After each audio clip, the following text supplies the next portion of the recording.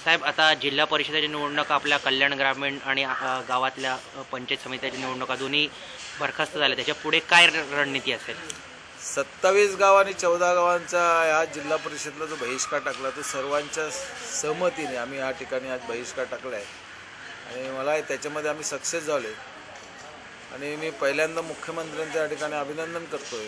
तर 27 गावांचा विकास आराखडा जो गेले 8 ते 9 वर्ष रखडला होता तो त्यांनी मंजूर केला, त्याबद्दल त्यांचं मनापासून 27 आणि 14 गावांच्या वतीनं हार्दिक आभार व्यक्त करतो.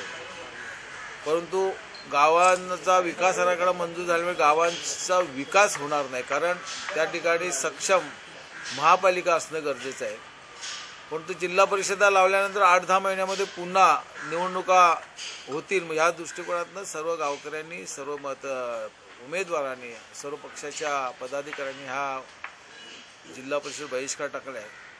परंतु बहिष्कार टाकून मार्ग मोकळा होत नाही, म्हणून मुख्यमंत्र्यांकडे आणि पालकमंत्र्यांकडे आमची मागणी असणार आहे की 27 गावं कल्याण महापालिकेमध्ये समाविष्ट करावी, जेणेकरून त्या महापालिकेच्या माध्यमातून 27 गावांचा विकास होऊ शकतो.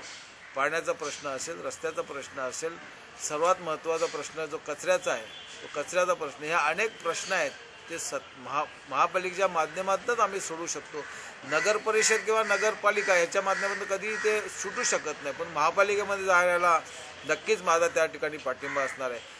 14 गावांचा सुद्धा हा प्रश्न ही नया मुंबई महापालिकेत होती, परंतु त्या सीमा संलग्न नसल्यामुळे ती गावं सुद्धा ही ठाणे महापालिकेमध्ये समाविष्ट करून या 14 गावांचा सुद्धा विकास त्या माध्यमातून हवा. पाण्याचा प्रश्न असेल, रस्त्यांचे प्रश्न असतील, शाळेचे असतील, आरोग्याचे असतील, हे अनेक प्रश्न सोडवण्यासाठी ह्या महापालिकेच्या माध्यमातूनच खऱ्या अर्थानं विकास आणि त्या ठिकाणी त्या भागाची प्रगती किंवा त्या भागाचं काम चांगल्या पद्धतीनं होऊ शकतं असा ठाम विश्वास माझा या ठिकाणी आहे.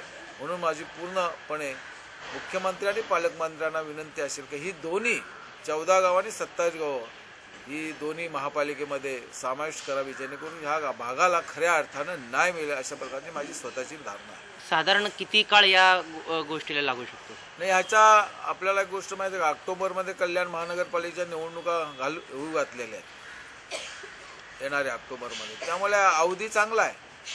जानेवारी महिना संपला तरी अजून 8-10-9 महिने आहेत त्या ठिकाणी. त्या 8-10-9 महिन्यामध्ये ही सर्व प्रक्रिया होऊ शकते आणि महापालिका सुद्धा ती गावं घेण्यासाठी तयार आहे आणि ही गावं सुद्धा जाण्यास तयार आहेत. त्यामुळे मला वाटतं काही विलंब लागणार. त्याची जर नोटिफिकेशन काढलं तर त्वरित त्याच्या संबंधीची माहिती आणि त्याच्या संबंधीचं पूर्णपणे प्लॅनिंग त्या ठिकाणी नगर खात्याकडनं होऊ शकतं असं मला स्वतःला विश्वास आहे. पण आता 27 गावं यांनी जर बहिष्कार टाकला आहे तर मग जिल्हा परिषद निवडणूक पूर्णपणे बरखास्त होणार का? नाही, ह्या संबंधीचा ठाण्यामध्ये संपूर्ण जिल्ह्याची मीटिंग पालकमंत्र्यांच्या नेतृत्वाखाली सर्व पक्षीय झाले आहेत. त्याच्यामध्ये अख्ख्या ठाणे जिल्ह्यावरच बहिष्कार टाकलेला आहे. उद्या त्या भागामध्ये सुद्धा जिल्हा परिषदची कमीत कमी 36 संख्या असावी लागते, ती पूर्ण होत नाही, कारण त्या भागामध्ये नगर परिषदा नगरपालिका व्हाव्या अशा प्रकारचे सुद्धा प्रस्ताव आहेत. शहापूर असेल, मुरबाड असेल, आडगाव असेल, या अनेक अंबाडी असेल, अशा अनेक प्रकारची गावं आता मोठ्या नाव रूपाला आली आहेत. त्यामुळे त्या भागातल्या लोकांचा सुद्धा अशाच प्रकारचा प्रश्न आहे. काही गावं नगर परिषद किंवा नगरपालिकेमध्ये घ्यावी, नाहीतर जी 60 गावांची एक महापालिका करावी अशा प्रकारचा सुद्धा प्रस्ताव शासनाच्या विचाराधीन आहे.